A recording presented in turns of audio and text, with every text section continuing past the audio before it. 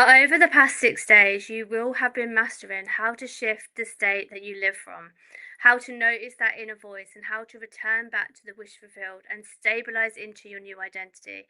And today, we're going to step into what I think could be one of Neville's most powerful teachings, the art of revision. And this is where you stop letting the past define you and reclaim your power from it, because you're not here to relive the old state. You're here to live as the version of you who is already free and already in the state of everything is done. Before we begin, I want to be very clear about boundaries again, because what we're exploring today, the practice of revision, is about transforming your relationship with past experiences through your imagination.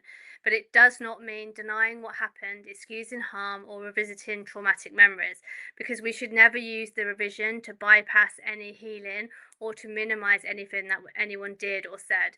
So, in cases involving like abuse or violence or deeper trauma, safety and support always needs to come first. So, this work applies to like ordinary moments and emotional echoes that still shape how you feel and respond today.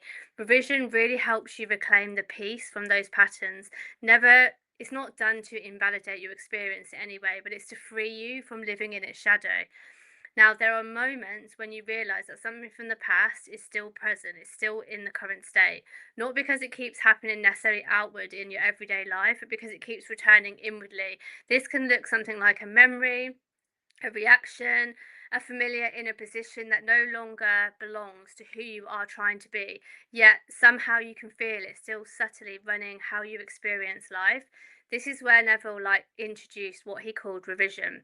So he taught that the past is not something finished and gone. It continues to live in our consciousness through memory. And memory, he said, is not neutral, it's creative. It shapes the state that you're living from now. So each time you recall an event, you're not observing it from like a distance, you're re entering the state that it created, the state that's quietly influencing how you think, react, and expect life to unfold. And inside the reset, we go deep into this, learning how to gently close all those energetic tabs that the past still has open, so you're no longer from reacting who you were, but you're responding from who you've become. How do we actually start to practice revision? So let's take a good example. So imagine you once had like an embarrassing moment speaking in public. You forgot what you were saying, or you stumbled over your words and you felt exposed in front of others. A lot of people have this kind of experience at school.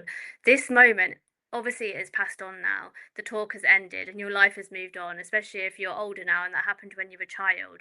But let's just say years later, you're asked to speak in a meeting. So nothing has actually gone wrong yet, no one's reacted, but inwardly, the same response is appearing. How you felt when you was that younger child. You became self-conscious. You started rehearsing what you should be saying. You started monitoring how you sounded. You found yourself like hesitating and softening your points before speaking. Now, obviously, this is not the same event, but it's the same state.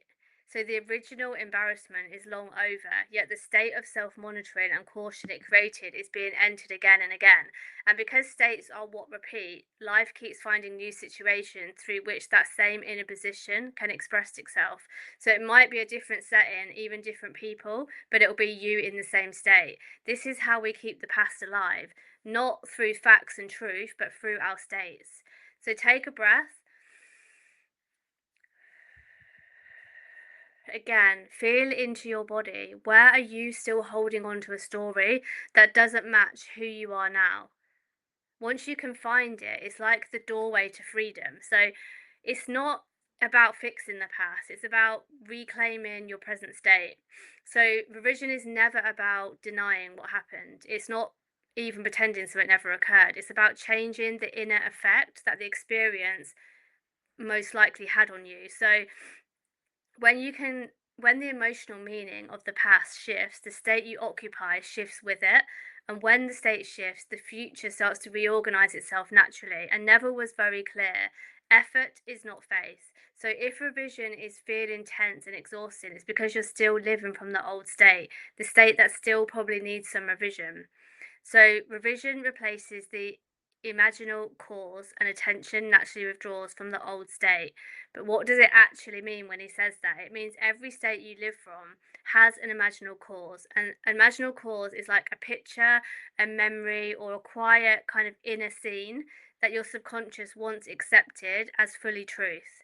And when you revise, you're not fighting with the old story or making it vanish. You're creating a new imaginal cause. So that means you're creating like a new, short, vivid inner scene that implies your wish is already fulfilled. So let's just take another example to try and make it more real. So let's just say earlier on this week. So imagine you're running late for something, maybe in a meeting, an important meeting or an appointment.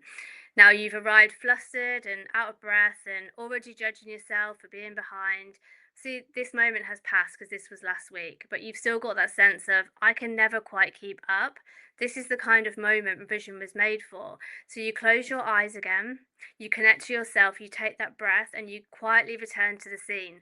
Not to relive the stress, but to rewrite the course. So you see yourself arriving calmly, on time, confident, everything unfolding smoothly.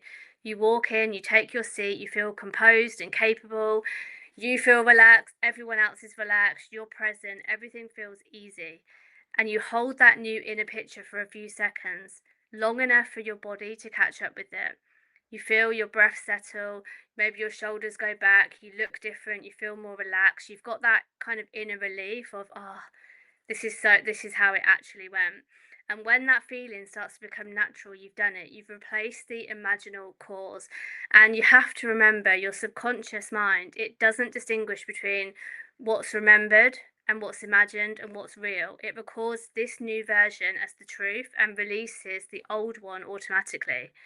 That is revision. So you didn't actually fix the past or change anything. You simply, I like to call it like reauthored. So you reauthored the experience from the state of peace, and your future will now begin to reflect that new state back to you. So you're not changing, so you're not like just changing how the scene unfolded. You're changing what it meant about you. When you revise, you're saying to consciousness, that moment never defined me. I define me. So you're withdrawing the old meaning, the one that said, I'm unreliable or I mess things up, and you're planting a new inner speech. I'm steady, I'm dependable, life supports me, everything works out for me. It's actually freeing you because the event is dissolving away because the identity that was holding it in place is no longer existing. So you go back in imagination and you give the event the outcome that matches who you are now. So when you know who you are, that's when the peace and the calm feeling comes because you're no longer the version of you who needs the past to be different. It already is different. And remember, revision is a tool. So it's not an obligation. You don't have to revise everything. Use it when it helps you loosen the grip on that old identity again. Some moments don't need fixing, not everything needs revision. They just need you to stop consulting the old state. So the key isn't the picture, it's the meaning. So when the new version feels natural, your attention releases the old one automatically. So your mind simply starts moving towards the version that feels more true because your identity is shifting in the background. And that's why I love this work, because the beauty of the work is you're not fighting to let it go, you're just creating that new imaginal cause. Rest in the feeling of peace, and consciousness begins to reorganize itself around it. And Neville said, the old man does not die because you defeat him, explain him, or fix him. He dies because you stop consulting him. So that means the old state ends the moment that you stop returning to it for identity and for meaning. So you don't ever need to erase the past, you just simply stop living from the position it placed you in.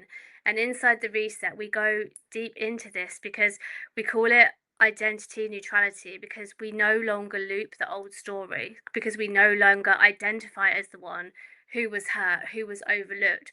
We become the one who's free, who's whole, who's unshakable, who's limitless. Over the past few days, you've been learning to notice the states that you're living from and the reactions that come from them, and how to return inwardly to the chosen fulfilled state.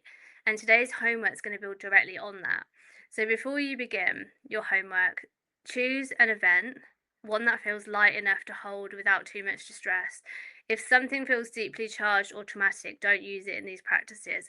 Simply recognize that this event you've chosen no longer defines you. Now, revision is for the ordinary echoes of the past, like we've said, not the wounds that require that deeper support. Now, bring to mind something like a small moment from your past that you can feel still carries some emotional weight. It might be a conversation that ended awkwardly, a time you felt unseen, a moment where you wish you'd done something different or responded in a different way. Now, you're going to go back to relive it, so you're simply going to observe the feeling that it still has left behind. And as you recall it, again, you can have your eyes closed, you can take that breath, you can ground yourself. So as you recall it, what is showing up in your body? Do you feel tense? Are you shrinking down? Are you holding your breath? Or do you feel like that familiar urge where you just want to explain yourself all the time? That reaction that you notice, that is the state that the memory created for you. So take a few minutes just to observe it. Again, don't do it from the judgment angle or fixing it. Again, here it's just recognition to clearly see the state that the old story is still inviting you on a constant loop into. Once you can feel that, you're ready to shift it. So keep back in your imagination to that scene briefly. Let it unfold the way you wish it had gone, the way your new fulfilled state would see that situation going. See it and feel it resolving in a way that implies the new state was always true. So, again, not fixing the past, you're just rewriting the imaginal cause that we talked about. It needs to feel natural and ordinary and complete, as if it truly happened that way. Revision replaces the imaginal cause, and the attention naturally withdraws from the old state. That's how you free up your subconscious mind from looping in this same script. Now, Neville, he often said it's good to practice this before sleep. It's not a rule. You don't always have to do it, as we said before. But he said the mind is the most receptive at night, and falling asleep in a new state helps to imprint it more deeply. So if it feels right, let it be a final thought tonight, resting in the new version as though it's always been the truth. So persist until the new version feels natural and then stop. And we're only human, and the old memories, they are still going to reappear sometimes. If the old memory does appear, you don't need to keep fighting it. Just refuse to step back into the old state, the old position that kept coming up. You already know how to return inwardly. You've been practicing it all week from all the different exercises. So each time you notice any old version of you returning, allow it to lose the strength by stepping back into the new identity, the state of the wish fulfilled. And just always remember that your subconscious, it doesn't care whether something is remembered or imagined. It only reproduces what you accept as real. That's why this practice works, because you're literally reprogramming your creative cause. Now, before you go, take a moment to anchor this in the comments below. As always, share your biggest takeaway or a golden nugget from today. Maybe a realization that you've had, or a shift that you felt, or an old story you finally managed to let go of, because writing it down helps it to lock in energetically for you, but it also really inspires others in the community who are walking this same path, because we're all on this journey together. And again, if this work is landing and you're ready to take it deeper, to completely free yourself from the old emotional gravity of the past and stabilize your future self as your natural identity, that is exactly what we embody inside the reset program. You'll find the link as always below the post that we just talked about. So come and join us if you're ready to live from peace and not from your past experiences, because this is the heart of Neville's work. You don't have to fix the past, you just have to stop living from it. And that is what the reset will help you to master. And I will see you tomorrow in our final video.